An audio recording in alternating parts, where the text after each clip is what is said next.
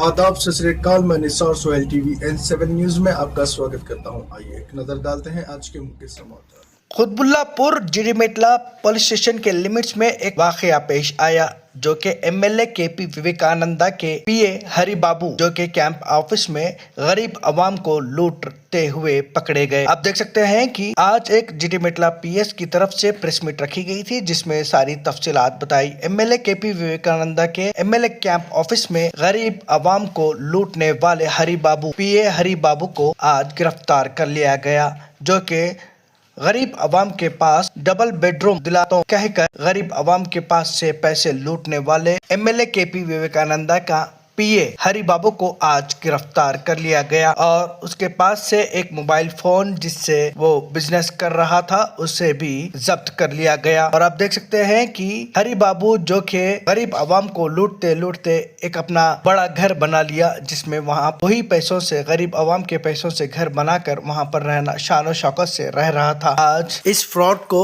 आज रिमांड में ले लिया गया और पूछताछ जारी है। इसके साथ साथ जितने भी लोगों के पास से ये डबल बेडरूम दिलाने के पैसे लूटा है उनको वापस दिलाने की कोशिश कर रहे हैं। इसी के सिलसिले में आज एसीपी बालनगर ने प्रेस मीट रखते हुए सारी तफसीलात बताई। आइए देखते हैं तफसीली रिपोर्ट।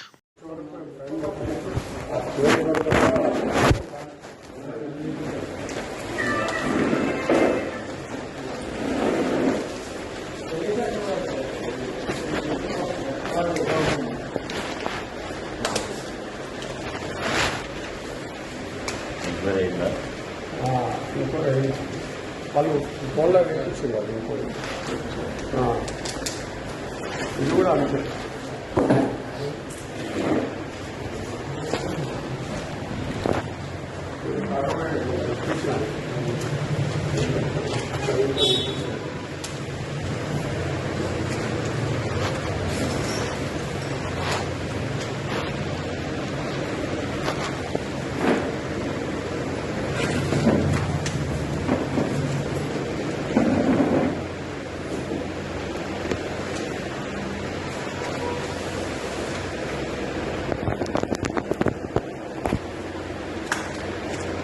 నెల 14వ తారీఖు రోజు తైలం రమేష్ అని గిరినగర్ నివాసి జీడిమెట్ల పోలీస్ స్టేషన్కి వచ్చి ఒక కంప్లైంట్ చేయడం జరిగింది.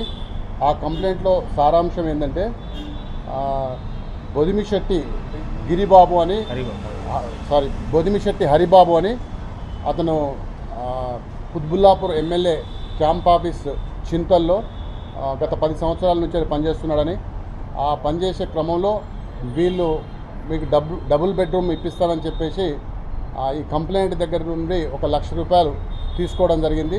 ఆ తర్వాత ఆ డబుల్ బెడ్రూమ్ ఇప్పించలేదు. ఎన్నిసార్లు అడిగినా కూడా డబుల్ బెడ్రూమ్ ఇప్పించకపోవడమే కాకుండా తన డబ్బులు కూడా తిరిగి ఇవ్వలేదు.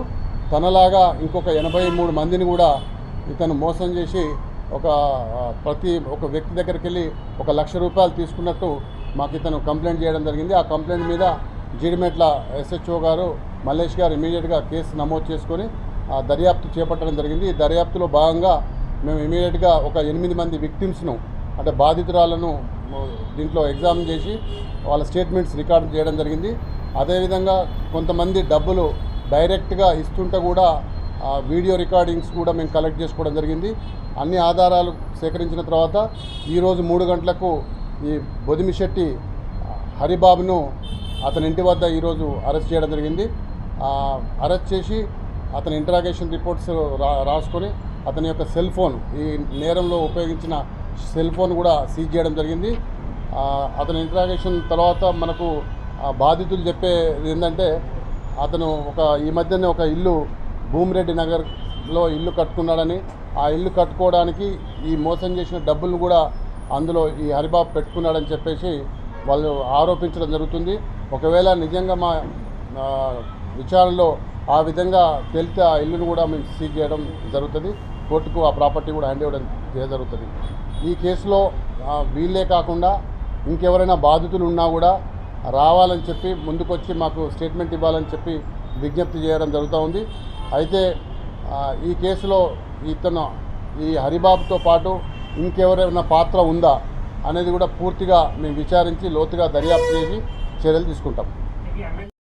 అది 80 లక్షలు అవుతుంది.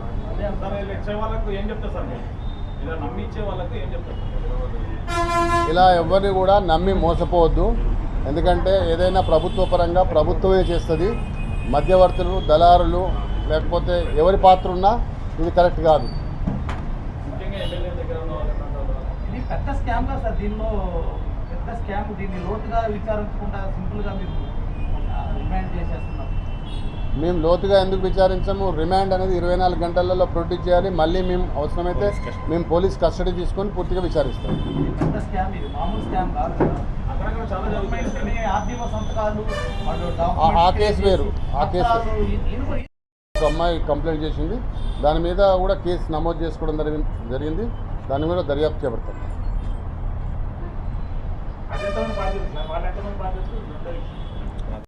మంది బాధితులు అని చెప్పి మనకు దర్యాప్తులో చెప్పారు. అందులో ఒక 8 మంది విక్టిమ్స్ ఆల్రెడీ మనకు ముందుకు వచ్చి స్టేట్మెంట్స్ ఇవ్వడం జరిగింది. వాళ్ళ ప్రతి మనిషి దగ్గర కూడా 1 లక్ష రూపాయలు చొప్పున తీసుకున్నట్టు. ఇంకా మిగతా బాధితులను కూడా కలెక్ట్ చేసి వాళ్ళని కూడా ఎగ్జామిన్ చేస్తాం. అది మనకు అది వెరిఫై చేయాలండి. ఇంకా ఫ్యాక్ట్స్ వెరిఫై చేయాలి. అది ఇంకా ఇప్పుడు ఆ దర్యాప్తు ప్రథమ దశలో ఉంది. అది పూర్తిగా చేస్తే కానీ పూర్తిగా తెలుస్తుంది. అయింది. అది చెక్ చేయాలి. మనం వాళ్ళతో ఎంక్వైరీ చేస్తే తెలుస్తుంది. ఏం రాలేదు. అందుకనే ఇతను పైన ఎవరున్నారా, కింద ఎవరున్నారా, అన్ని ర్యాంకులలో కూడా అన్ని విధాలుగా లోతుగా విచారించి చర్య తీసుకుంటాం. మాకు ఇప్పటివరకు అలాంటి ఏమి రాలేదు ఇన్ఫర్మేషన్ ఇన్పుట్.